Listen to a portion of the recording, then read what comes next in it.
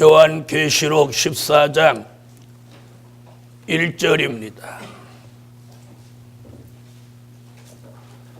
또 내가 보니 보라 어린 양이 시온산에 섰고 그와 함께 14만 4천이 섰는데 그 이마에 어린 양의 이름과 그 아버지의 이름을 쓴 것이 있도다. 요한계시록 14장 공부할 제목은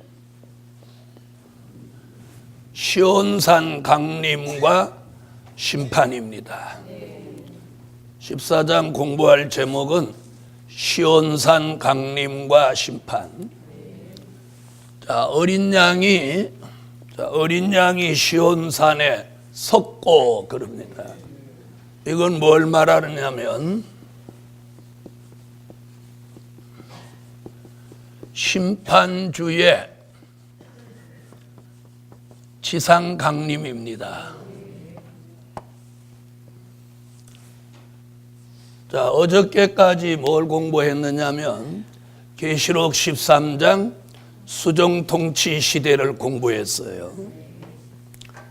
그림을 잠깐 보고 가면 공중에 오셨던 주님은 수정통치 시대가 끝날 때 7번째 나팔 불고 계시록 14장 오늘 본문 1절 같이 지상에 오시는 거예요. 초림의 주가 오셨던 방법과 똑같아요. 초림의 주도 어느 날 갑자기 세상에 나타나신 게 아니라 선지자들이 먼저 무엇하고 예언하고, 아멘.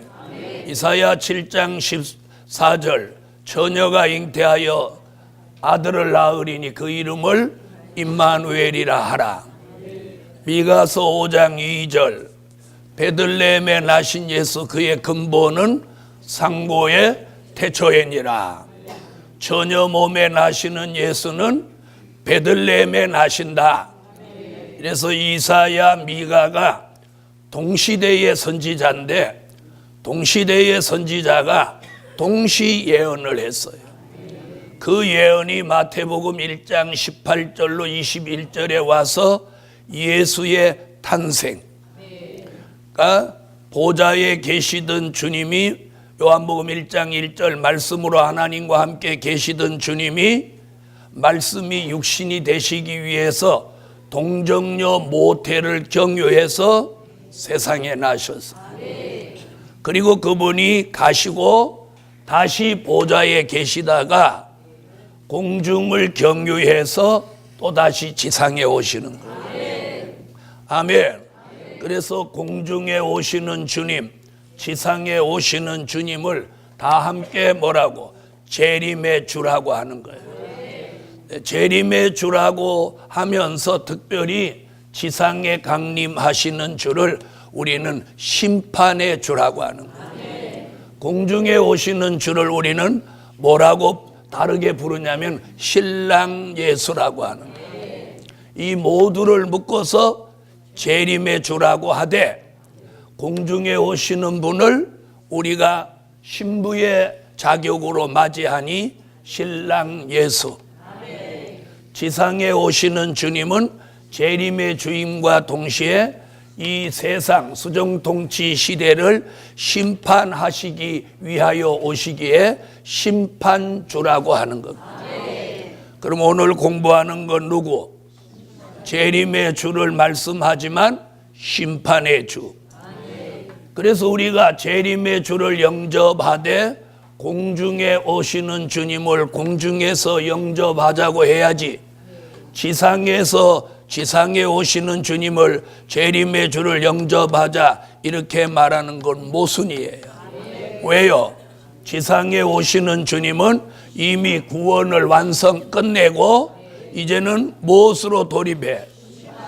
보좌의 모든 일정이 공중 재림으로 구원을 끝내고 지상 강림함으로 보좌의 그 순서가 어디로 바뀌냐면 심판으로 바뀌는 거예요. 그런데 더러는 많은 목사님들이 계시록을 모르시는 분들이 지상에 오시는 주님을 자기 교회 성도들은 영접하자 막 이렇게 설교를 하죠. 그 책임은 반드시 본인이 져야 됩니다.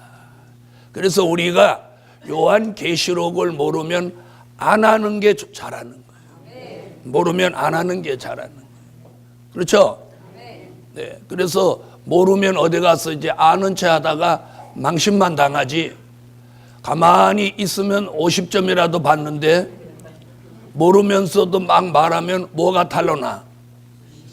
그래서 무식이 탄로나는 거예요. 그래서 저는 그렇게 생각해요. 요한 계시록이라고 하는 책은 그냥 모르면 덮어두고 때를 기다리고 있는 게 현명하다는. 그래서 베드로후서 1장 20절로 21절에 보면 뭐라고 했느냐면 성경을 억지로 풀면 안 된다. 특히나 요한 계시록은 억지로 풀어서는 절대로 안 되는 거예요. 그래서 지상에 오시는 주님을 오늘 뭐라고요? 어린 양이 시온산에 섰고, 아멘. 이것이 심판주 되시는 예수의 뭐 지상 강림, 지상에 이 땅에 오신다 이 말이에요. 아멘. 그러므로 그 주님을 영접하자 이렇게 하면 안 되는 거예요. 그렇게 되면 어떻게 되냐면 심판주를 영접한다고 하는 건데, 그럼 본인이 심판의 대상이 되고 마는 거예요. 자, 이래서 어린 양이 시온산에 섰더라는 것은 심판주의 지상 강림을 말씀한 거예요. 자, 이 심판주의 지상 강림을 선지자들이 예언을 했어요. 예언. 심판주가 지상에 강림하시는 것을 선지자들이 예언을 했어요. 그럼 지금부터 그 예언을 한번 쭉 보겠습니다. 이사야 19장 1절로 4절에는 뭐라고 그러냐면 여호와께서 빠른 구름 타고 애굽에 강림하시리니, 애굽인의 정신이 쇠약해지고 우상이 득세하는 시대가 된다. 이렇게 예언했어요. 그 다음에 이사야 64장 1절로 4절에도 뭐라고 하느냐면 사람의 생각 밖에 두려운 일을 행하신다. 주께서 불의 옹이 되어 강림하시리니 인간의 생각 밖에 두려운 일을 행하신다. 또 이사야 66장 15절로 16절에서도 뭐라고 하느냐면 심판주가 지상 강림하면 많은 사람이 살육당한다. 이사야 19장 1절로 4절. 자, 이사야 선지의 예언대로라면 주의 강림이 가까우면 사람들이 전부 정신쇠약이 심해진다는 거예요. 정신병이 많아진다는 거예요. 64장. 이사야 64장 1절로 4절. 또 이사야 66장 15절로 16절 읽으세요.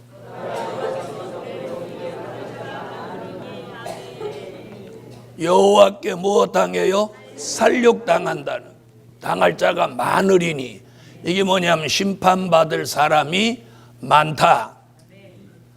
그 다음 다니엘서 2장 34절로 35절 또 45절. 다니엘서 2장을 찾으세요. 다니엘은 심판주를 뭐라고 보았느냐면 뜨인 돌로 보았어요. 뜨인 돌. 뜨인 돌이 금신상은 세상 나라고 뜨인 돌은 심판주인데, 심판주 예수가 뜨인 돌이 되셔서 금신상에 발등을 찍으니까 금신상 이 세상 나라는 가루가 되어서 날아가고 사라져 버리고, 우상을 친 돌, 뜨인돌이 세상에 가득하다는 거예요. 그 말은 계시록 11장 15절을 이루는 거예요. 세상 나라는 없어지고 주님의 나라가 이 땅에 그리스도의 나라로 1000년 동안 이루어지는 걸 말씀한 거예요. 아멘. 이것이 바로 심판주 예수의 지상 강림. 그 다음 45절.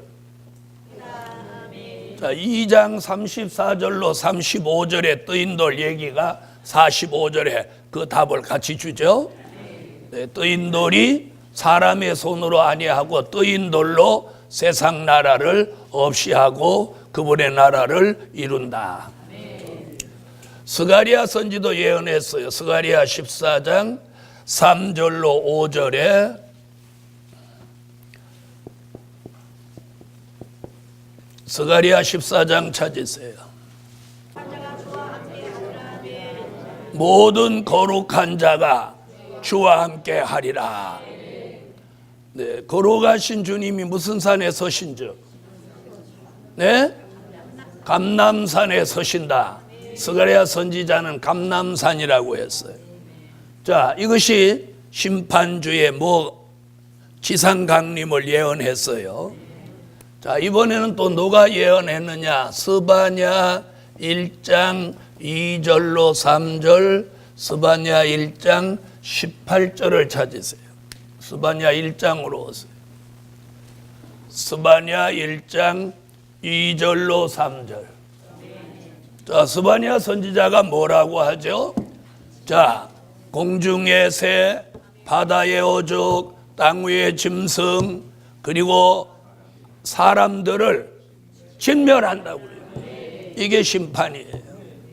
자, 이런 말씀을 모르는 사람들은 인간 세상에서 천년만년 살 줄 알고 난리를 치고 있어요.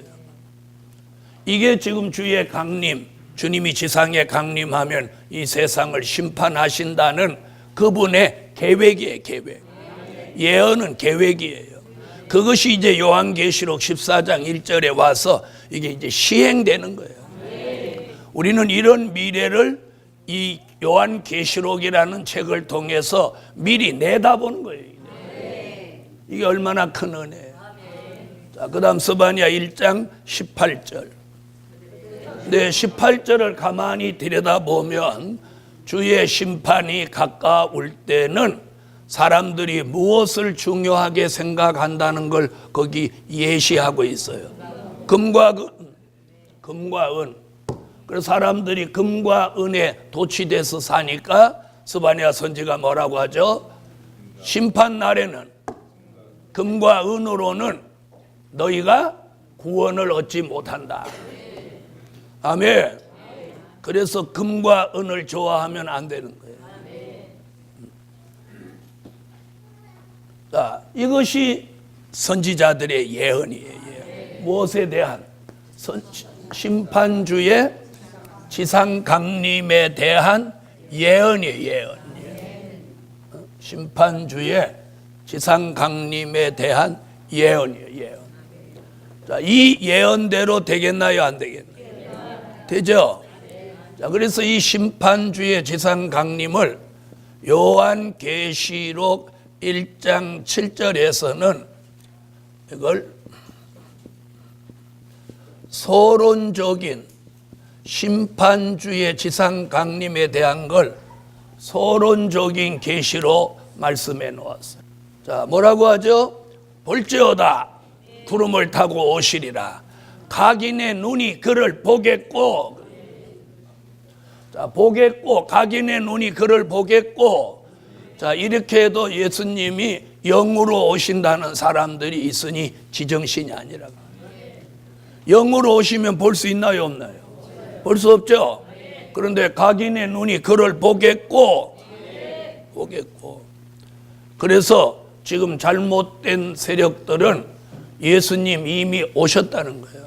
그리고 언제 어떻게 오셨냐 그러니까 영으로 오셨다는 거예요. 영으로. 자, 계시록 1장 7절에서 심판에 대한 이야기가 나와도 이건 계시록 14장 1절을 내다본 서론이에요. 서론. 아멘. 자, 그 다음에 계시록 6장 12절로 17절에도 심판에 대한 이야기가 나오는데 이건 뭐냐? 심판에 대한 목록적인 계시예요. 역시 여기도 뭘 내다본 거예요? 14장 1절을 내다본 심판주의 지상 강림을 목록적인 계시로 보인 거예요. 자, 6장 12절로 17절. 아멘. 자, 얼마나 어린 양의 진노가 두려우면 뭐라고 하죠? 산아 날 덮어라, 바위야 날 가려라. 네? 자, 이런 무서운 심판이 오게 된다는 거예요. 자, 심판은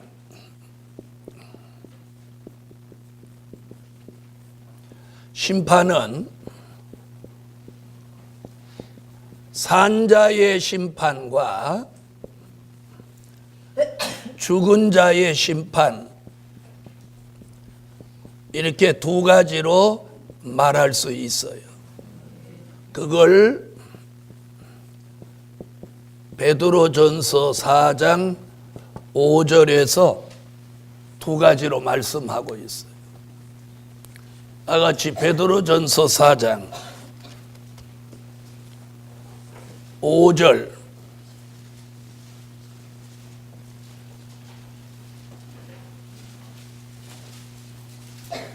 찾으셨으면 읽어주세요.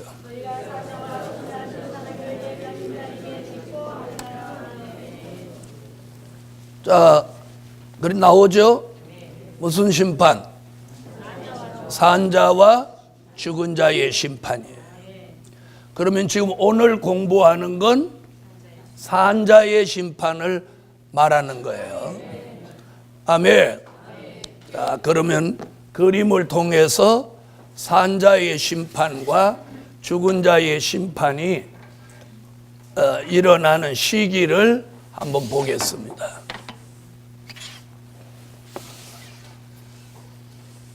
자, 지금까지 예수 믿고 죽은 사람, 예수 안 믿고 죽은 사람 다 가 있는 곳이 있습니다.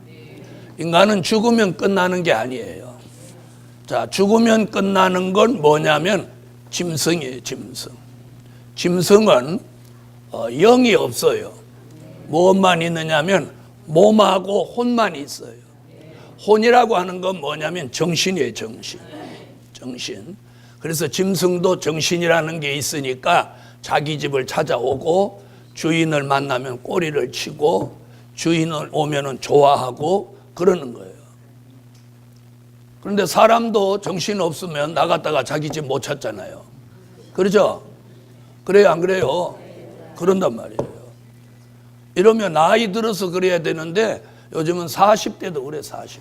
주님이 지상에 강림하셔서 수정통치 시대를 심판하시는 방법이 진노의 7 대접 재앙으로 심판하시는 거예요. 그게 계시록 16장인데 이게 산자의 심판이에요. 다시 말하면 이 지구 땅에 생명체로 존재하고 있는 사람을 심판하는 것을 산자의 심판이라고 하는 거예요. 아멘.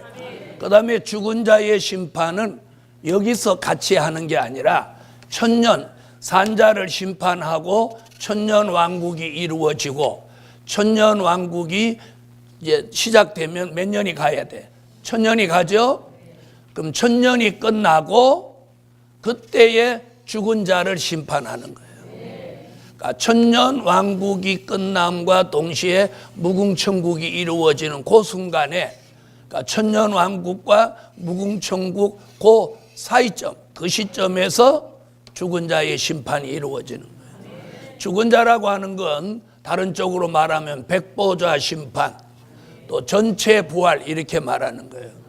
예수 안 믿고 죽은 사람의 영혼은 음부에 가 있어요. 누가복음 16장 22절로 23절 같이 음부라는 곳에 영혼이 가서 지금 갇혀 있는 거예요. 그 다음에 예수 믿고 죽은 사람의 영혼은 낙원에 가 있어요. 누가복음 23장 42절로 43절 같이 낙원이라는 곳에 가 있어요. 그래서 누가복음 23장 42절로 43절에 보면 무슨 이야기가 나오냐면 예수님이 십자가에 달려 돌아가실 때 좌편과 우편에 똑같은 강도가 함께 사형을 당하는데 좌편 강도는 예수님을 분별 못했고 우편 강도는 평생 강도질 하다가 죽음을 앞두고 예수를 발견한 거예요. 그래서 이렇게 고백해요. 주여, 당신의 나라에 임할 때 나를 기억하소서. 자, 그가 첫 마디 고백이 뭐냐? 주여요. 주여. 여러분, 이 뜻이 있는 사람들은, 구원받을 사람들은 꼭 결정적인 순간에 예수를 잘 몰라도 주여 이렇게. 사도행전 9장에 다메섹으로 예수 믿는 사람을 잡아 죽이려고 혈기가 등등해서 가던 그 사울이라는 청년도 갑자기 예수님이 길을 막고 광명한 빛으로 확 비추어지니까 그 빛에 꼬꾸라져서 그가 첫 마디가 뭐냐면 주여 니시오니까. 내 이놈 네가 핍박하는 나의 예수다 이놈아. 그래서 이 강도나 사울이라는 청년이나 보면 첫 마디가 주여요. 주여. 여러분은 가다가 삐끗하면 첫 마디가 뭐요? 아따 엄마라고 하더만. 예수 믿고 죽은 영혼이 낙원에 있습니다. 그래서 주께서 그날 뭐라고 답변해요? 네가 오늘 나와 함께 낙원에 있으리라. 여기가 있는 거예요. 사람들은 예수 믿으면서도 자기가 죽어서 어디 갈지도 몰라. 어디 가는 것도 모르고 가. 그래서 예수 믿은 사람은 죽으면 천사가 와요. 예수 안 믿은 사람은 죽으면 마귀가 오는 거예요. 그래서 죽을 때 표정이 천사 만났는지 마귀 만났는지 죽을 때 표정이 결정적인 거예요. 그래서 예수 믿은 사람은 최소한도 구원의 축복을 받은 사람은 그 결정적인 순간에 얼굴이 환해져요. 왜? 천사가 와서 당신 영혼을 내가 안내하러 왔다. 그러니까 할렐루야. 그리고 평안해지는 거예요. 그러니까 죽어도 얼굴이 화장한 것 같이 환해지는 거예요. 예수 믿은 사람 낙원에 가 있고 예수 안 믿은 사람 원보에 가 있어요. 믿거나 말거나 성경이 그래요. 아멘. 이것이 믿어지는 사람이 예수가 믿어진 거고 내세가 믿어지는 거예요. 아멘. 그래서 이제 백보자 심판은 천년왕국이 끝나고 천년왕국에 있던 사람들은 전부 무궁천국으로 한편에서 들어갈 때 한편에서 전체 부활이 이루어지는 거예요. 이게 요한복음 5장 28절로 29절에서 죽은 자가 전체가 살아나는 거예요. 그러니까 예수 믿고 죽었든지 예수 안 믿고 죽었든지 사고로 죽었든지 늙어서 죽었든지 할 거 없이 이 세상에 생명체로 타고났던 사람들은 다 부활하는 거예요. 네, 다 부활하는 거예요. 네, 어떤 사람은 예수 안 믿는 사람은 부활이 없대요. 네, 그런 사람도 저는 만나봤어요. 모태신앙이라고 자부하면서. 여러분, 예수 안 믿는 사람은 무슨 부활? 심판의 부활. 예수 믿은 사람은 생명의 부활. 그래서 부활해가지고 낙원에 있던 사람이 생명의 부활로 나와서 무궁천국에 가는 거예요. 예수 안 믿은 사람은 음부에서 심판의 부활로 나와서 불못, 지옥에 가는 거예요. 그래서 최종 마지막 종착지는 천국, 지옥. 천국, 지옥. 중간 경유지는 낙원, 음부. 그래서 지금 모든 사람이 중간 경유지에 가 있는 거예요. 아멘. 그런데 이제 장례식 때 암흑의 권사 오늘 천국에 입성했습니다. 이렇게 설교하면 잘못한 거예요. 어디를 무시한 거예요? 낙원은 없다는 얘기나 마찬가지. 자, 낙원, 천국. 그랬더니 누가 그래요? 원어를 가지고 이제 얘기를 하는 거예요. 여러분, 원어도 천국과 낙원을 같이 말했어요. 낙원도 원어로 같이 천국이라고 했어요. 그러나 성경을 자세히 보면, 자, 우리가 여기 천국에 영혼이 가 있다고 하면 안 되는 이유가 무궁천국에 영혼이 가 있어요. 그러면 무궁천국은 계시록 22장 1절로 2절에 보면 낙원과 다른 점이 뭐냐면 생명과와 생명수를 마신다는 거예요. 생명과를 먹고, 그러면 영혼이 여기 가가지고 천국에 갔다고 그래요. 그럼 천국에 갔는데 생명과를 보고도 못 먹어. 말이 돼요, 안 돼요? 그리고 거기 있다가 또 부활해갖고 또 거기 살아. 말이 안 되죠. 그래서 주님이 분명히 우평강도에게 네가 오늘 나와 함께 낙원에 있어요. 그래서 예수 믿고 죽은 사람의 영혼은 분명코 낙원이에요. 그래서 원어로는 낙원도 천국, 천국도 낙원 이렇게 말했어요. 어떤 때는 한국어가 더 정확할 때가 있어요. 한국어가 더 정확할 때. 무슨 말인지 아시겠죠? 네, 더 정확할 때가 있어요. 자, 그러면 낙원에 있던 영혼들이 다시 부활을 해가지고 천국에 들어간다. 이게 정확한 거예요. 네, 그러니까 이제 아무개 권사 천국에 입성했다가 아니고 낙원에 입성했다. 이렇게 말씀하시는 게 정답이다. 이렇게 생각합니다. 자, 그래서 이들을 부활시키기 위해서 심판이 있는데 그때 이 낙원에 있는 사람은 심판에 해당이 안 돼요. 음부에 있던 사람만 심판에 해당이 되는 거예요. 그럼 낙원에 있는 사람들은 왜 심판에 해당이 안 되냐? 요한복음 5장 24절. 내 말을 믿고 나 보내신 이를 믿는 자는 영생을 얻었고 심판에 이르지 아니하나니 사망에서 생명으로 옮겨졌느니라. 그게 뭐예요? 생명의 부활이에요. 할렐루야. 그래서 우리가 성경을 어디에 기준을 둬야 이 답이 정확하게 나오냐면 미래에 대한 이야기는 무조건 기준이 계시록이에요. 사도 요한이 본 이 계시록보다 더 정확한 미래를 말한 사람은 성경 어디도 없어요. 성경 어디도 없어요. 아셨죠? 자, 그래서 오늘 산자의 심판, 또 죽은 자의 심판, 산자의 심판은 천년왕국 전에 천년왕국을 이루기 위해서 심판하고, 죽은 자의 심판은 천년왕국 끝에 무궁천국에 들어가게 하기 위해서 있는 심판이다. 그래서 죽은 자의 심판은 계시록 20장 11절로 14절에 흰 보좌가 있다 이런 말씀이 있어서 그 심판을 백보자 심판이라고도 하는 거예요. 이 선지서와 계시록을 알면 이 다가오는 미래가 이렇게 그림같이 보이는 거예요. 할렐루야. 자, 그래서 산자의 심판, 죽은 자의 심판. 그러면 지금 오늘 공부하는 건 산자의 심판. 그럼 이 세상이 수정 총치가 돼 있어서 그 산자를 심판하려고 하니까 부득불 무슨 일이 있어? 주님이 오셔야 된다는 거예요. 할렐루야. 그래서 주님이 지상에 오신다는 걸 선지자들의 입을 통해서 예언하고, 그 예언이 서론적인 계시, 목록적인 계시로 이루어지는 거예요. 아멘. 그리고 그 결론이 어디 와서?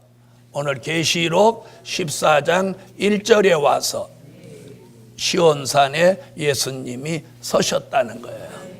시온산에 서신 예수님이 이제 산자를 심판하시는데,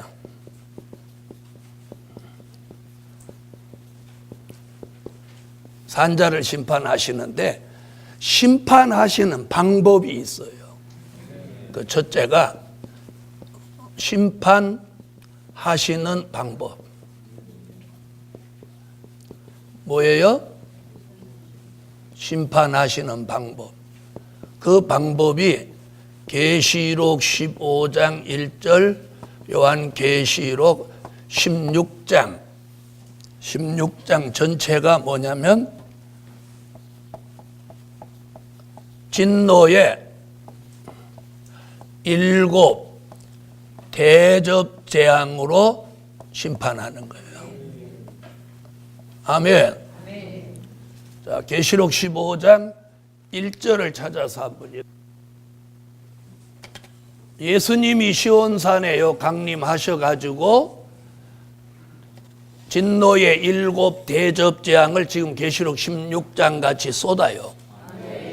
그럼 이 세상은 지금 뭐가 돼 있어요? 수정통치 시대가 돼 있죠. 수정통치 얘기는 어저께 다 설명을 들었죠. 대접을 7 천사가 나와가지고 대접을 하나씩, 금대접을 하나씩 다 받아요. 근데 그 대접에는 재앙이 담겨져 있어요.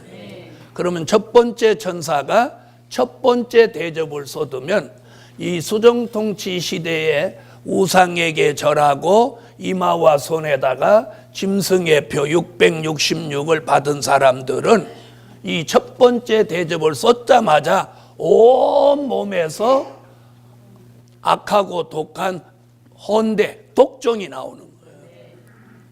네, 온 몸이 피고름이 막 철철철철 흐르는 거예요. 자, 그 당시는 악하고 독한 혼대, 독종이라고 말했지만 요즘 신종 용어로 말하면 이는 피부암이에요. 피부암. 네, 피부가 아주 악성이 되면 피부암이잖아요. 그렇죠? 그래서 그때는 피부암이라는 말이 없었으니까 그렇게 독한 헌데 독종이 난다 이렇게 말했지만 이는 피부암이다 이렇게 보아야 돼요. 그 다음에 두 번째 대접을 쏟으면 바닷물이 다 피가 돼버리는 거예요. 그래서 바다에 있는 생물체가 다 죽어버리는 거예요. 다 죽어버려요. 그 말이 어디 나왔어요? 아까 스바냐 1장 2절로 3절에 뭐라고 그랬어요? 바다의 어족이 다 죽는다고. 그래서 앞으로 바다에 있는 물고기, 생물체, 해산물 할 거 없이 다 씨가 말라버려요. 다 없어져 버리는 거예요. 세 번째 대접을 쏟으면 강과 물샘이 피가 되는 거예요. 물이라는 물은 전부 피가 되는 거예요. 물이라고 하는 물은 다 피가 돼요. 그래서 사람을 피 흘려 순교시킨 이 악한 사람들에게 하나님이 물을 거두고 피를 마시게 하는 거예요. 여러분, 애굽의 바로가 히브리 민족이 고센 땅에서 남자아이를 낳으면 전부 남자아이를 가져다가 나일 강물에다 던져서 다 빠져 죽여버렸어요. 그래서 모세가 나일 강에서 건짐을 받아서 이름이 모세예요. 물에서 건짐을 받았다. 그 모세가 그때 태어나서 훗날 바로 궁에 와서 그가 제일 먼저 한 게 뭐냐면 자기가 떠내려왔던 그 나일 강물을 피로 만드는 거예요. 피로 만드는. 사람을 죽게 한 그 애굽 사람들에게 나일 강물을 피로 만들어서 피를 마시게 하는 그런 일이 앞으로 또 있다는 거예요. 그래서 강과 물샘이 피가 되니까 강과 뭐 샘물 이런 데 전부 피가 나오는 거예요. 그래서 사람들이 물이 없으니까 뭐라도 마실 수밖에 없어. 그래서 피를 마시는 거예요. 자, 그 다음에 네 번째 대접을 쏟으면 저 해가 권세를 받아서 사람을 바싹바싹 태워 죽이는 거예요. 누구든지 그때 햇빛에 노출되면 타버리는 거예요. 타버리는. 왜 이렇게 조용하세요? 조금 겁먹었는가 봐요. 네. 이게 성경이 그래요. 성경. 자, 그 다음에 다섯 번째 대접을 쏟으면 갑자기 해가 그렇게 사람을 태우던 해가 갑자기 깜깜해지는 거예요. 자, 애굽에도 며칠 동안 그런 일이 있었어요. 3일 동안 얼마나 캄캄했던지 사람들이 일어나지를 못했더라고요. 이런 일이 또 한 번 온다는 거예요. 그래서 전 세계가, 지구가 캄캄한 암흑 세계로 가버리는 거예요. 그 다음에 6번째 대접을 쏟으면 이제 마지막, 인류의 마지막 전쟁, 아마겟돈 전쟁이 일어나는 거예요. 아멘. 이 전쟁에는 심판주 예수님과 순교자 인맞은 종이 하늘 군대가 돼서 예수님을 돕고, 수정 통치 시대를 지배하던 용과 짐승과 거짓 선지자와 악인들이 한편이 돼가지고 심판주 예수님한테 달라들어서 싸우는 전쟁이야. 이게 미쳤지. 에? 이런 걸 보고 미쳤다고 하는 거예요. 창조주 예수님한테 막 엉겨 붙는 거예요. 기가 막히죠. 에? 그런데 다행히 순교자와 인맞은 종은 계시록 19장 14절로 15절에 하늘의 군대가 돼가지고 백마를 타고 입에 검이 나오고 철장의 권세를 들고 예수님을 도와가지고 요것들을 그냥 박살낸다는 거예요. 평생 살다가 마지막에 예수님을 한번 돕는 거예요. 평생 무엇만 받았는데 도움만 받았죠. 그리고 도움은 못 드리고 맨 걱정 근심거리나 드린 거예요. 그분이 걱정 근심 안 하는 분이니까 그렇지, 인류가 저지른 일들을 걱정 근심하면 그분은 진작 머리가 터졌을 거예요. 그래가지고 아마겟돈 전쟁이 이게 이제 마지막 영육 간의 전쟁이에요. 용이 나오고 우리는 심판주 예수님이 나가시고, 여기는 짐승, 거짓 선지자, 악인들이 나오고 이쪽에는 하늘의 군대가 나가는 거예요. 할렐루야.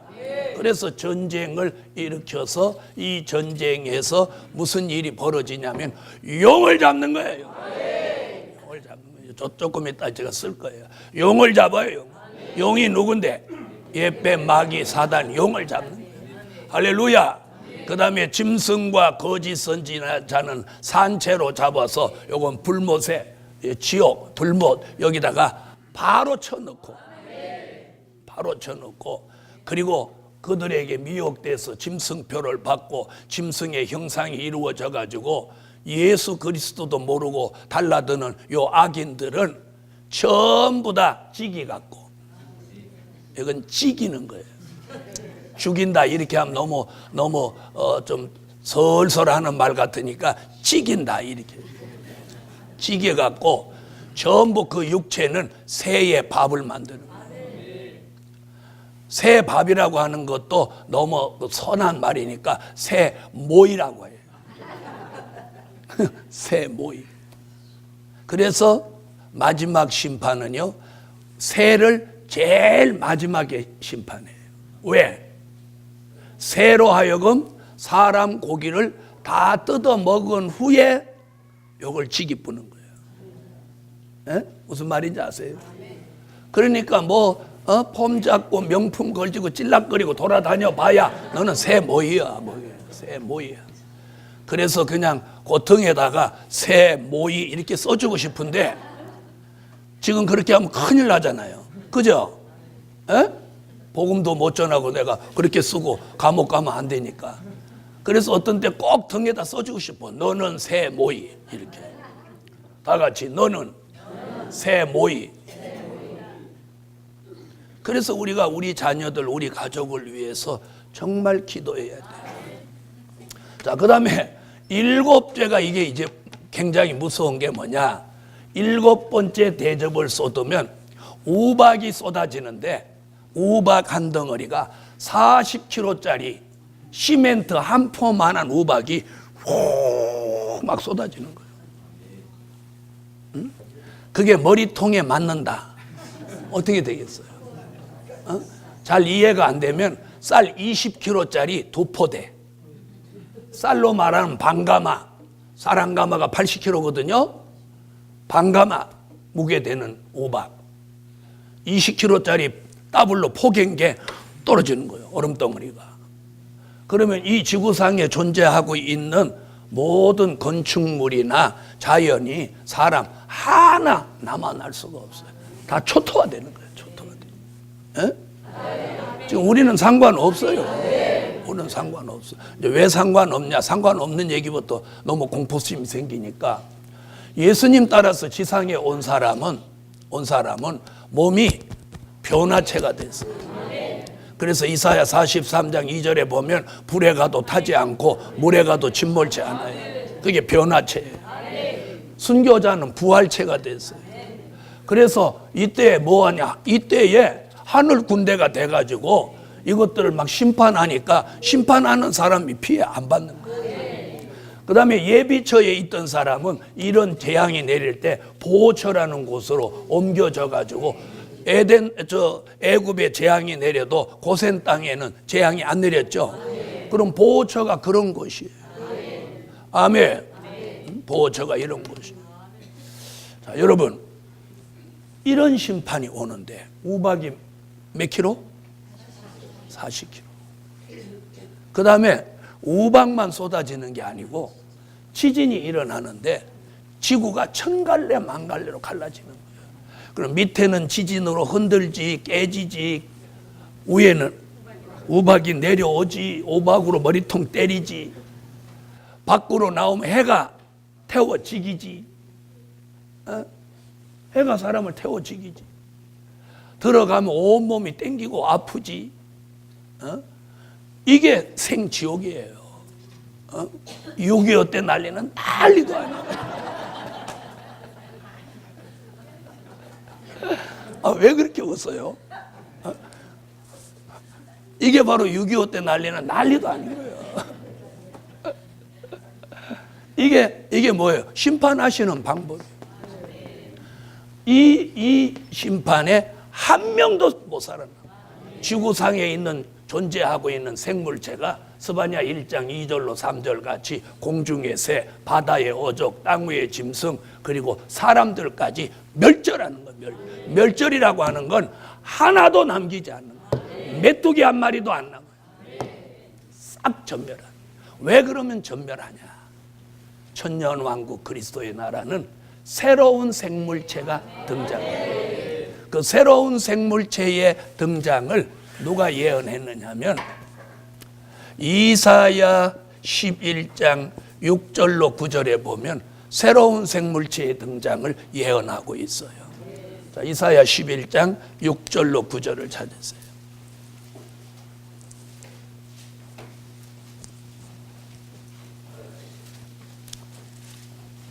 자, 이사야 11장 6절로 9절. 다른 말 다 덮어두고 사자가 소처럼 풀을 먹는다는 이 사실 하나만. 여러분, 사자가 풀을 먹어요. 여러분, 하나님이 창세기에서 창조하신 다음에 준 것이 뭐냐면 모든 동물들은, 생물체는 풀이 그들의 식물이에요. 인간은 채소와 씨 맺는 열매. 이게 원래의 모습이에요. 그러니까 그때는 사자가 토끼를 만나도 안 잡아먹어. 예? 그럼 자 보세요. 성경이 정말 그런가? 창세기로 한번 와보세요.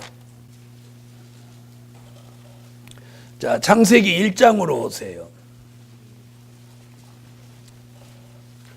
창세기 1장 29절부터 보겠습니다. 자, 찾으셨어요? 제가 읽어볼게요. 하나님이 가라사대 내가 온 지면에 씨 맺는 모든 채소와 씨 가진 열매 맺는 모든 나무를 너희에게 주노니 너희 식물이 되리라. 사람은 이게 식물이에요. 그러니까 앞으로 천년왕국에 들어가면 화식이 없어져요. 그래서 어저께 제가 식기 닦는 일, 접시 닦는 일 없다고 하는 게 앞으로 천년왕국에 들어가면 이 에덴 동산과 같은 삶으로 돌아가는 거예요. 그러면 뭘 먹어요? 씨 맺는 채소, 모든 채소와 씨 가진 열매, 나무의 열매를 먹는 거예요. 그러니까 채소와 열매만 먹는 거예요. 채소와 열매를 먹는 거예요. 사랑하시는 성에서 예수님 모시고 그냥 아무 때나 뭐 먹고 싶으면 가서 먹고, 그것도 자기가 알아서 먹어. 뭐 누가 챙겨주고. 왜? 가정이라는 구성이 거기는 없어. 없어요. 천년왕국 사랑하시는 성만큼은 가정이라는 구성체가 없어요. 무슨 말인지 아세요? 그냥 예수님 그리고 왕 뿐이야. 그 다음 보세요. 자, 30절. 또 땅의 모든 짐승과 공중의 모든 새와 생명이 있어 땅에 기는 모든 것에게는 내가 모든 푸른 풀을 식물로 주노라 하시매 그대로 되니라. 모든 짐승은 뭐가 식물이에요? 푸른 풀. 그런데 지금은 사자가 이것도 저것도 막 다 잡아먹고 난리를 치잖아요. 그 말씀이 창세기 1장에 나온 말씀대로 지금 이사야 11장에서 다시 돌아가는 거예요. 그래서 이걸 뭐라고 하느냐면 천년왕국 그리스도의 나라가 이루어지는 걸 에덴의 회복이라고 하는 거예요. 에덴의 회복. 에덴 동산에 있던 그 모형을 지구 전체에 옮겨 놓는 거예요. 단 에덴 동산하고 다른 점이 뭐냐면 마귀가 없다는 거예요. 마귀가 없어. 에덴 동산에 마귀를 뒀더니 실패했잖아요. 그래서 이번에는 마귀를 잡아서 무저갱에 가둔다는 거예요. 할렐루야. 네, 그래서 천년왕국은 사자가 소처럼 풀을 먹는다. 그래서 이제 심판하시는 방법은 계시록 16장. 그 다음 두 번째 뭐가 있냐면 심판의 대상. 심판의 대상. 누가 심판의 대상이 되냐는 거예요. 그래서 계시록에서는 심판의 대상을 크게 두 가지로 보았어요. 두 가지. 하나는 음녀교회. 음녀교회. 또 하나는 바벨 세상.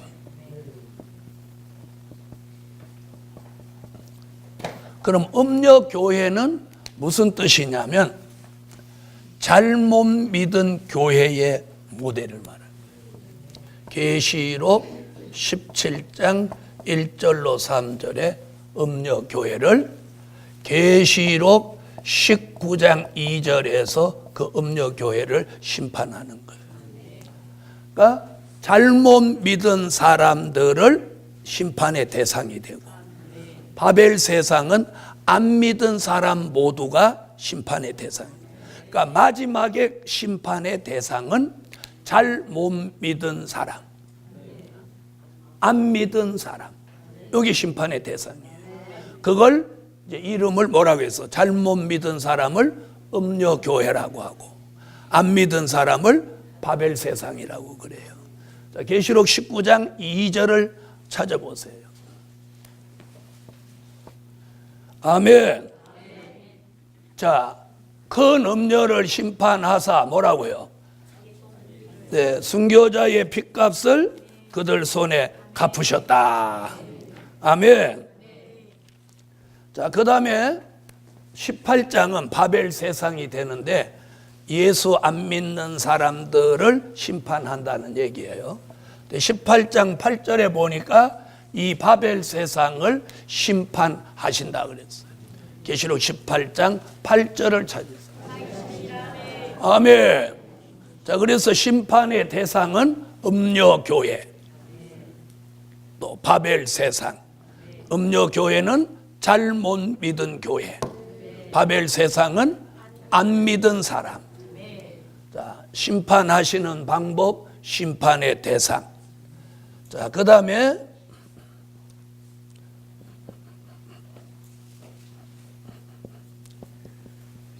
심판 날에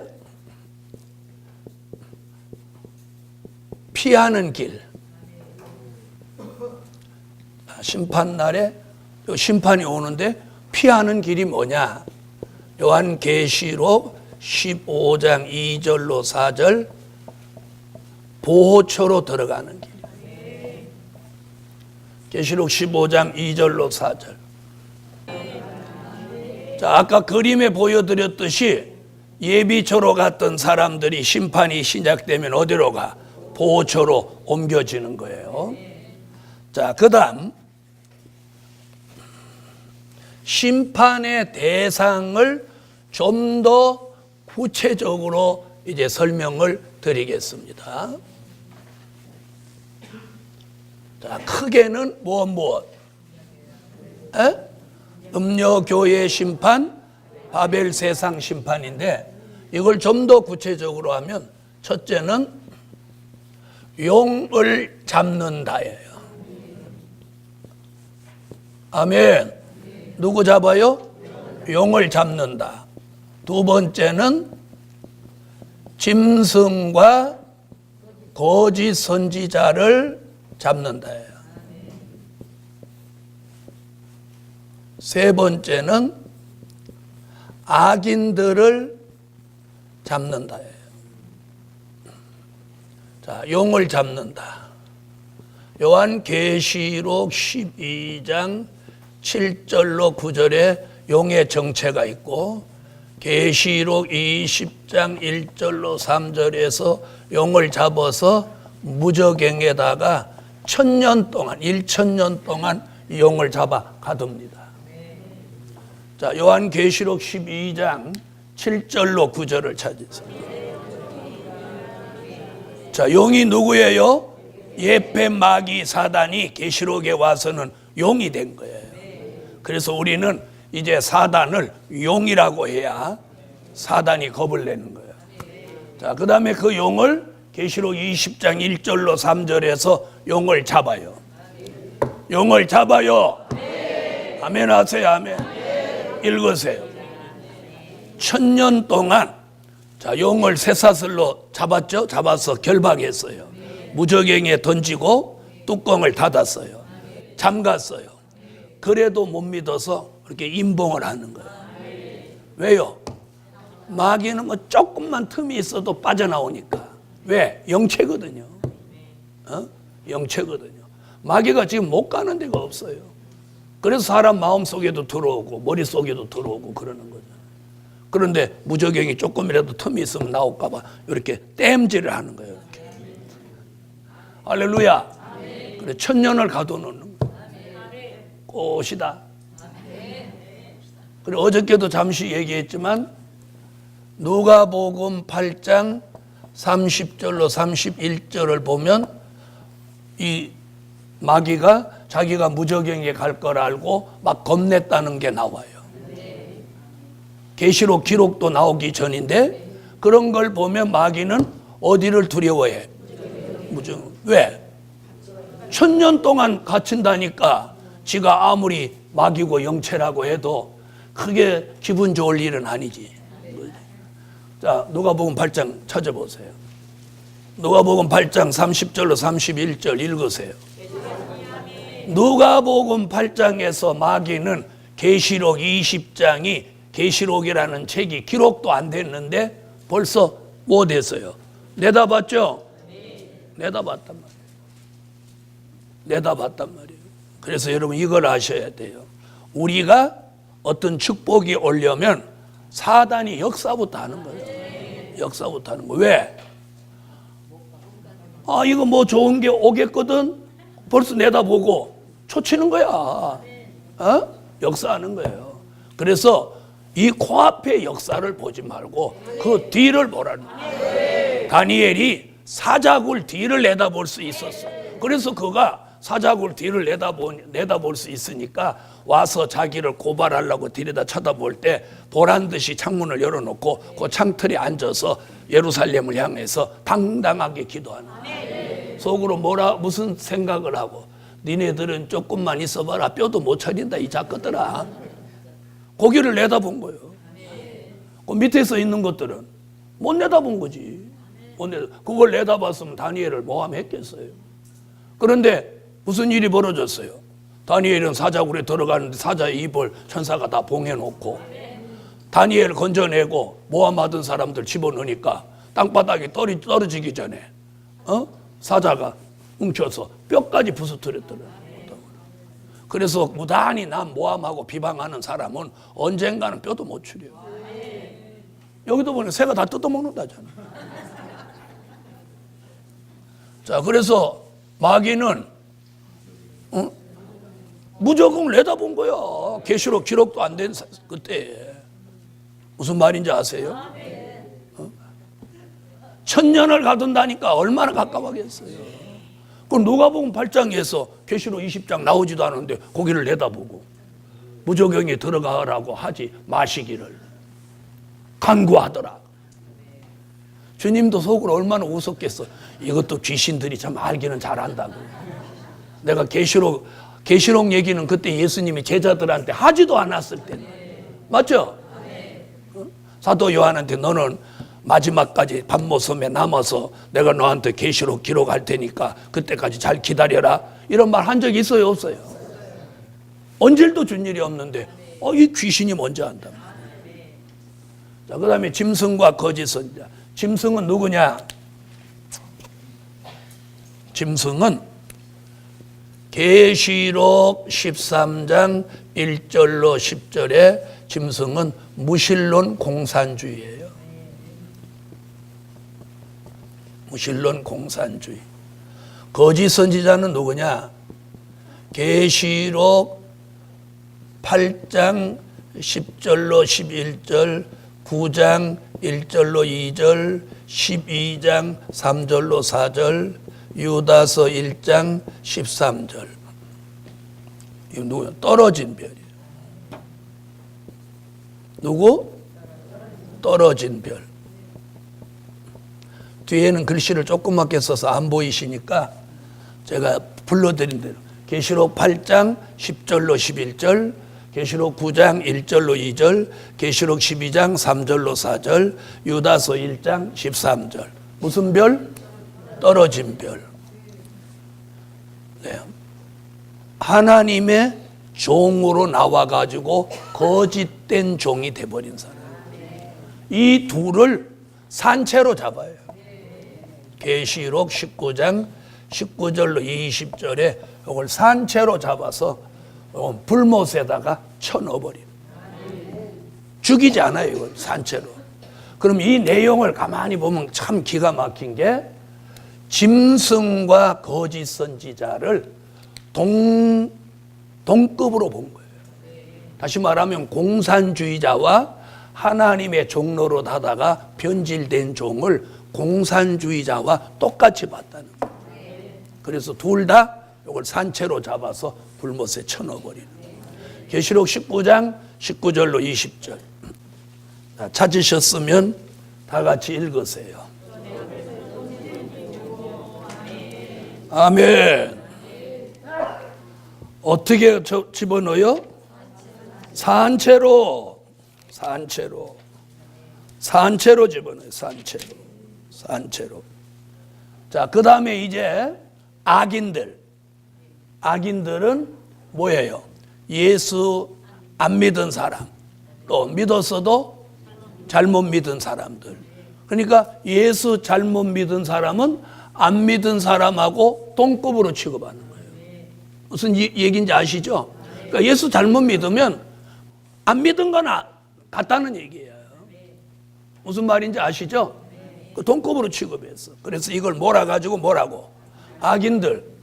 그래서 에스겔서 39장 17절로 20절, 요한계시록 19장 17절로 18절, 21절.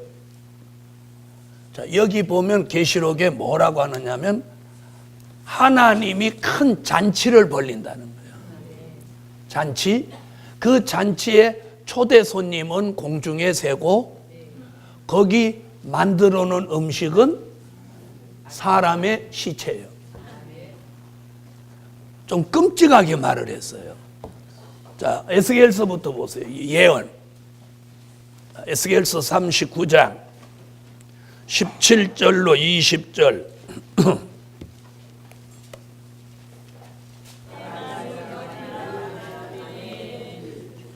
자, 사람들을 전부 새해 밥을 만든다고 누가 예언했어요? 에스겔이 예언했죠? 그 다음에 이제 그게 계시록 19장 17절로 18절에 와서 이루어져요. 21절. 이것을 이름하여 뭐라고? 산자의 심판. 이 산자의 심판을 이루시려고 주님이 지상에 오시는 거예요. 자, 이런 걸 알아야 되겠어요? 몰라도 되겠어요? 알아야 되죠. 그러면 모르면 어떻게 해야 돼요? 배워야죠. 저희 학교에서 이걸 이렇게 가르치는 거예요. 기도드립니다. 감사의 예물 1000번째 올렸습니다. 주님, 감사와 영광을 돌립니다. 오늘 미래를 향한 시간들이 임박해 오고 있습니다. 환난이 다가오고 재림이 다가오고 심판이 다가오고 천년왕국 그리스도의 나라가 다가오고 있습니다. 하나님의 역사의 소용돌이가 소용돌이 치고 있어도 안일과 태만 게으름의 깊은 잠을 자고 있으면 깨닫지 못하지만 자던 잠에서 깨어나면 바로 역사의 소용돌이를 느낄 수 있으니 그것이 이번 성회에 받는 처음 것을, 잃어버린 처음 것을 회복받는 역사입니다. 오늘 밤에는 잃어버린 열심을 회복해서 주님 앞에 달려가는 삶을 살게 하여 주시옵소서. 예수님의 이름으로 기도하옵나이다. 아멘.